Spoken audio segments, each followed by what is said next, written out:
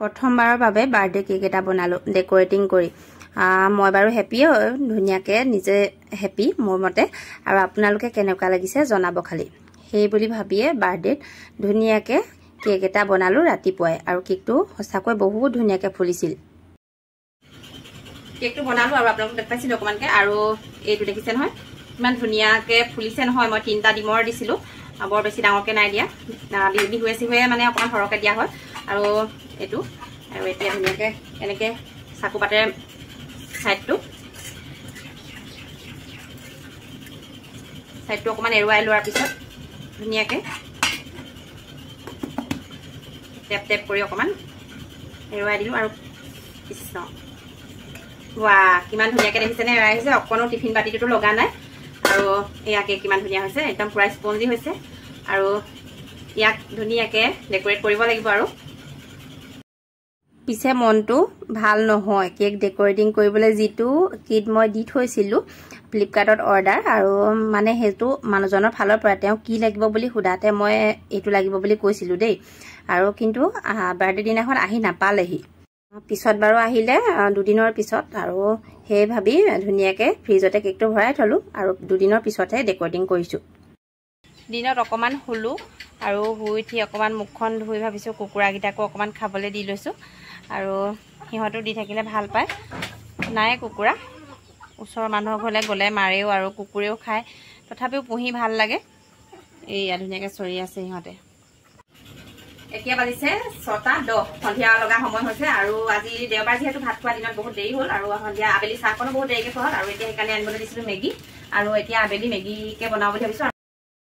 birthday আছিল 23 জুনৰে আৰু ভাবকচোন তেতিয়াৰ ভিডিঅ'টো মই এতিয়া আপলোড কৰিছোঁ আৰু তাত মই অকণমান মিলাবলগীয়াও হৈছে দেই সেইকাৰণে আপোনালোকে ভুল নুবুজিব আৰু এফালে ধুনীয়াকৈ মেগী বনাবলৈ কেৰাহীত পাতি ল'লোঁ তেল অকণ দি ল'লোঁ আৰু সকলোৱে মেগী বনাব জানেই আৰু আজি ভাবিছোঁ অকণমান বেলেগকৈ বনাওঁ আৰু তাৰ বাবে লৈছোঁ ধুনীয়াকৈ পিঁয়াজ 2টা কাটি লৈছোঁ আৰু এফালে আলু এটা ধুনীয়াকৈ কাটি লৈছোঁ আৰু লগতে ডিম লৈছোঁ জলকীয়া ভাবিছোঁ অকণমান স্পাইচি খাম আৰু কেৰাহীত তেল পকিলে ধুনীয়াকৈ তেল পকাৰ পিছত পিঁয়াজখিনি দিলোঁ তাৰ লগতে আলুখিনিও দি ল'লোঁ অলপ ভাজি লৈছোঁ সিজাই লৈছোঁ তাৰপিছত মেগীখিনি দি দিছোঁ আৰু ইয়াত নিমখ দিছোঁ হালধি অকণো দি দিছোঁ কাৰণ আলু দিছোঁ যে আলু পিঁয়াজখিনিতে নিমখ হালধি অকণমান দি লৈছোঁ অকণমান মছলা দিছোঁ গৰম মছলা আৰু ধুনীয়াকৈ এতিয়া মেগীখিনি দি লৈ তাত মেগীত অহা যিখিনি মছলা আছে পেকেট মছলা সেইখিনি দি দিম আৰু পানী দি উতলিবলৈ দিম আৰু এয়া পানী দি দিলোঁ ধুনীয়াকৈ আৰু উতলি আহিব আৰু পুটুকেটো হৈয়ে যাব মেগী আৰু মেগীটো যেনেকৈ নবনাব লাগিলে খাবলৈতো টেষ্টি হয় কাৰণ তাত যিটো মছলা আহে ৰেডিমেড মছলা সেইটো মছলাই মেগীটো খাবলৈ বহুত টেষ্টি কৰি তোলে আৰু এয়া মছলাখিনি মই দি দিলোঁ আৰু মেগীটো যেতিয়া অকণমান পানীটো আৰু মোৰ মেগী 90% হৈ গ'ল আৰু বেছিকৈ মেগীটো বেছি কোমলি গ'লে বা সিজিলে খাবলৈ বেয়া হয় আৰু এতিয়া অফ কৰিয়ে দিম আৰু এনেকৈ আলু দি আপোনালোকে মেগী খাইছে নাই জনাবচোন দেই বহুতেই ভাল লাগে খাই আলু এনেকৈ পিঁয়াজ দি আৰু বেলেগ পাচলি দিলেতো ভালেই এতিয়া তেনেকৈ মেগীৰ লগত মিলা পাচলি তেনেকৈ একো নাছিলে সেইকাৰণে আলুৱে দিছোঁ আৰু আলু আৰু ডিম আৰু আজিৰ দিনটো যিহেতু স্পেচিয়েল অকণমান স্পেচিয়েল কৰিবলৈ পানীটো যেতিয়া কমিলে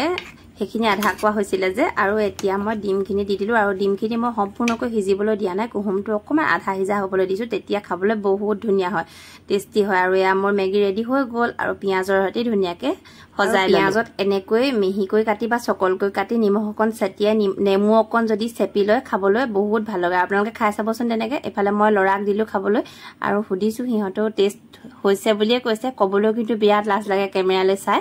আৰু লাজকৈ কৈছে আৰু এফালে আমাৰ ৰিয়ানে টিভি চাই আছিলে তাকো দিলোঁগৈ টেষ্টি আৰু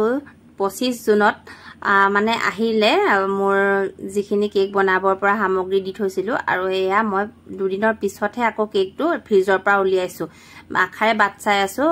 কেকটো মানে ডেকোৰেটিং কৰিম যিখিনি বস্তু মই লাগে সেইখিনিতো হুইপিং ক্ৰীম কালাৰ সেইবিলাক আনিয়ে থোৱা আছে মাত্ৰ এইখিনি মই টাৰ্ণ টেবুল নজল সেইবিলাক ব্লেণ্ডাৰ তেনেকৈ যিখিনি অৰ্ডাৰ দি থৈছিলোঁ সেইখিনিহে আহি পোৱা নাছিল আৰু ফাইনেলি আহি পালেহি আৰু ফ্ৰিজৰ পৰা কেক উলিয়ালোঁ আৰু ধুনীয়াকৈ মই 3টা ভাগত ভাগ কৰি ল'লোঁ আৰু আৰু সকলোৱে জনা সকলেতো জানে আৰু হুইপিং ক্ৰীমখিনিও ব্লেণ্ড কৰি ল'লোঁ আৰু এইফালে চুগাৰ চিৰাপখিনি দি ধুনীয়াকৈ মই কেক ডেক'ৰেটিং কৰাত লাগি গ'লোঁ বহুত এক্সাইটেডমেণ্ট হৈছিলোঁ আৰু ভিডিঅ'টো কিন্তু ডেক'ৰেটিং কৰিলোঁ ইমান হেঁপাহত বনালোঁ কিন্তু ভিডিঅ'টো দিবলৈ আপোনালোকক সময় পোৱা নাছিলোঁ আৰু এতিয়া ধুনীয়াকৈ আজি আপোনালোকক দিলোঁ ভিডিঅ'টো আৰু কেকটো কেনেকুৱা লাগিছে জনাব আৰু লাহে লাহে কামবোৰ ভাল হ'ব প্ৰথমবাৰতেনো ক'ত ইমানখিনি ভাল হ'ব তথাপিও মই বহুত হেপী প্ৰথমবাৰতে যে ভাল হৈছে আৰু কেকৰ ভিডিঅ' আপোনালোকক শ্বৰ্টছ হিচাপে ৰীল হিচাপে বাৰু দিয়া হৈছিলে দেই আৰু এইখিনি যে হালধীয়া দেখিছে সেয়া মেহি দানা আছিলে মানে ঘৰত মিহি বুনিয়াটো সেইখিনিও মই ভাবিছিলোঁ দি দিম বুলি তাৰপিছত আঁতৰাই দিলোঁ সেইখিনিত আৰু মোৰ কেক ৰেডি হৈ গ'ল অথনিৰ পৰা অকণমান আপোনালোকক দেখুৱাই আছিলোঁ আৰু সেইটো কেনেকুৱা লাগিছে আপোনালোকে জনাব ফিনিচিংটো ইমান যদিও ভাল হোৱা নাই তথাপিও মানে নিজে বহুত হেপী আৰু নিজে পুৰা খুচ হৈছোঁ আৰু এইটো আপোনালোকক ওচৰৰ পৰা দেখুৱাই দিছোঁ আৰু এতিয়া ধুনীয়াকৈ খাম আৰু সকলোকে দিম হ'ব তহঁতিয়ে খাচোন বাৰু হেপী বাৰ্থডে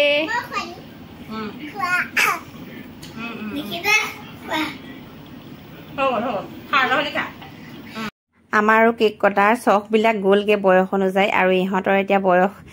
যিহেতু সিহঁতে বহুত চখ কৰিছে